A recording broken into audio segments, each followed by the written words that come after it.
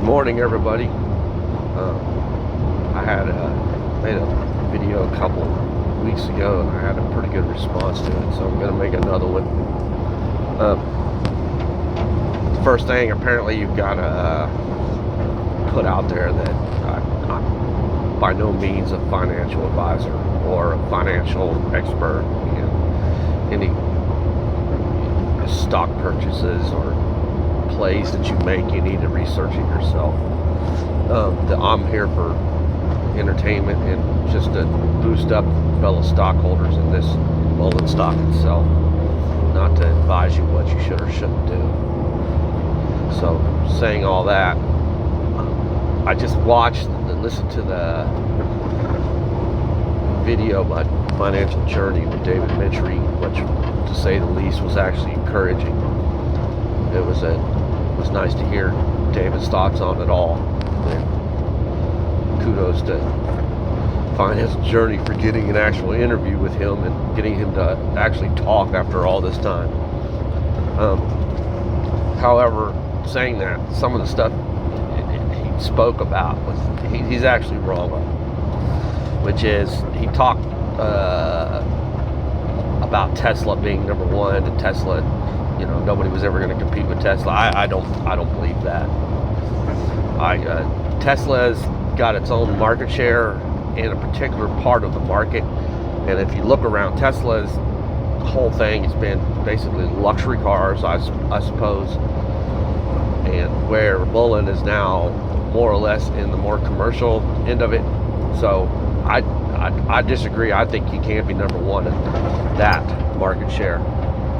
I think these commercial vehicles are going to really, really, really go big, and I believe that he can get to a Tesla level if he wants to, or if he works hard enough, he can do it. I believe strongly in the whole commercial delivery vehicle aspect to this, that every day I'm getting way more optimistic, and in fact, I'm starting to buy up more shares, because I firmly believe by 2026, maybe 28, or in between there somewhere, you're really going to see a massive jump in the stock price, and all of you that have went long are really going to have a happy day. Also, you guys are going to have to look at this from a strategic standpoint, and he's still a startup. They're still a startup. We're still a startup. I guess we're all together into this. And they haven't really sold anything. They've just started production. So we're going to have to start getting positive revenue before the stock price and the value starts to go up. And he was right in the fact that Tesla, Apple, Amazon, all those places were startups. All of them operated on in the negative for a long time. I know for a fact that Bezos in 2011, 2012, he was really hemorrhaging money, and he bet heavily on the whole Amazon Prime thing. And look where it got him. I mean, he's one of the richest men in the world now. His company's probably one of the biggest. Same thing with Apple, same thing with Tesla for that matter. They all struggled in the beginning, and that's where we come in. And we have to believe in the product and believe in the vision.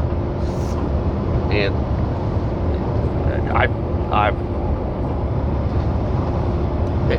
what I want everybody to do, all of you that live in cities, if you're going to work this morning, look around you and see all the work vans and all the little delivery box trucks are out there roaming around on the interstate, or whichever route you take to go to work. Just look and see, count how many are out there, and think about that these vans are for today's market, are at a decent price. And if they could prove that there's longevity in the day's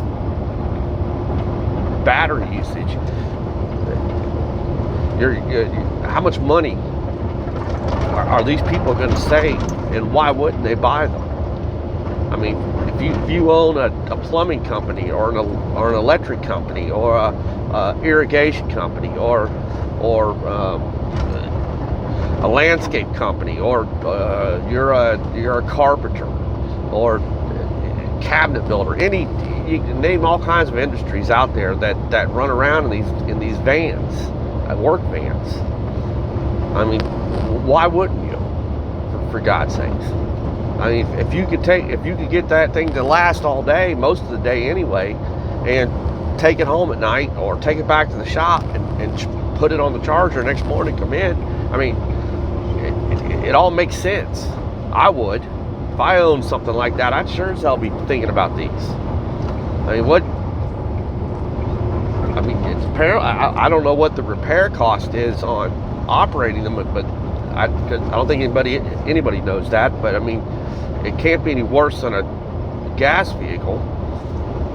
And these electric, I'd imagine they're really good.